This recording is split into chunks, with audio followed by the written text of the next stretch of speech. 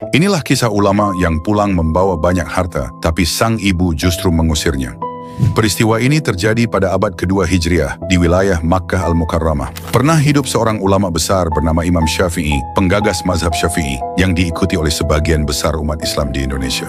Beliau lahir dalam keadaan yatim. Ibunya, Fatimah Al-Azdiyah, membesarkannya dengan penuh kesabaran. Mereka hidup dalam kemiskinan yang ekstrim, hingga Imam Syafi'i kecil harus mengumpulkan potongan tulang, pelepah kurma, dan tembikar pecah untuk menulis pelajaran karena tidak mampu membeli kertas. Ketika Imam Syafi'i memutuskan merantau ke Madinah untuk berguru kepada Imam Malik, ibunya melepasnya dengan sebuah pesan. Pergilah nak, tuntutlah warisan Rasulullah. Kita bertemu di akhirat saja, jika dunia tidak mempertemukan kita. Bertahun-tahun Imam Syafi'i berkelana dari Madinah hingga Baghdad, hingga beranjak dewasa dan menjadi seorang ulama yang kecerdasannya luar biasa. Kemampuannya dalam sastra serta hukum Islam membuatnya sangat dihormati. Banyak orang kaya dan penguasa memberinya hadiah sebagai bentuk penghormatan. Singkat cerita, setelah perjalanan panjang menimba ilmu, Imam Syafi'i memutuskan pulang ke Makkah dengan membawa puluhan unta yang memuat emas, perak, dan kain berharga hasil pemberian yang halal. Sesuai adab sebelum memasuki kota, Imam Syafi'i mengutus seorang untuk menemui ibunya dan mengabarkan kedatangannya. Utusan itu berkata kepada sang ibu, "Kabar gembira, putra Anda, Imam Syafi'i, telah kembali dengan membawa kesuksesan dan harta yang sangat banyak hingga memenuhi lembah." Mendengar itu, sang ibu menjawab dengan nada dingin, Katakan padanya, aku mengirimnya pergi bukan untuk mencari harta, tapi untuk mencari ilmu. Jika dia pulang hanya untuk membawa dunia, sampaikan padanya bahwa dia tidak diizinkan menginjakkan kaki di rumah ini. Saat pesan itu sampai ke telinga Imam Syafi'i, beliau menangis. Beliau menyadari bahwa ibunya sedang mengingatkan tujuan awal, niat dalam menuntut ilmu. Tanpa ragu sedikit pun, beliau memerintahkan orang-orang di sekitar gerbang kota.